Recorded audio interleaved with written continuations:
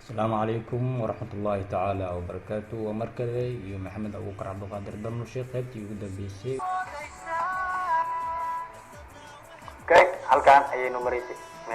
qaybtii saddexaad halkaan waxaan ku qoraynaa magac inaa u baxsano iyo sirkeed ayuu u baahan yahay waxaan u baxsanaynaa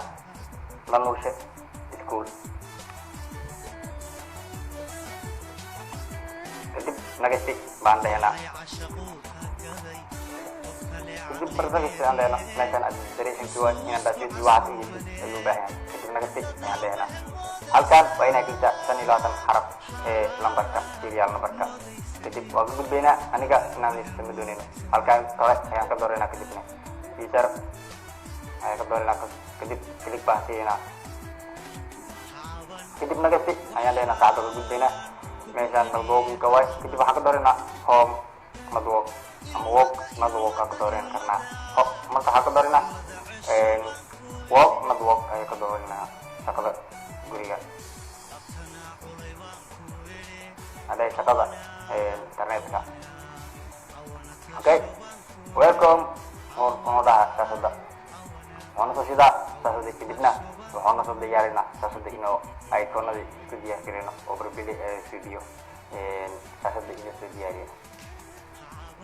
وكان الكتاب أيونو ديارينويا كدب إن شاء الله ونصف دونا دوسون كنا عن كشفنا كتير أفراد يو كتير كتير إنه جاي أنت على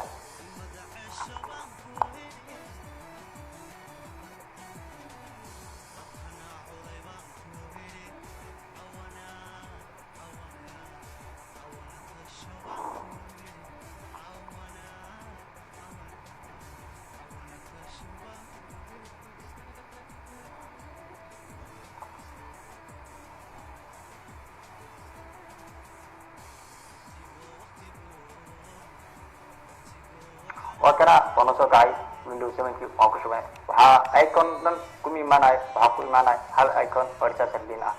kadibna waxaan ku beenana in iconada soo gasho right click personalize ayaan leeyahay right click personalize ayaan leeyahay mar kale personalize kadibna waxaan ka dooraynaa change icon change desktop icon ayaan ka dooran doonaa kadib dhamaantoodaba jeeg waa soo saarayna kadibna apply okay ayaan leeyahay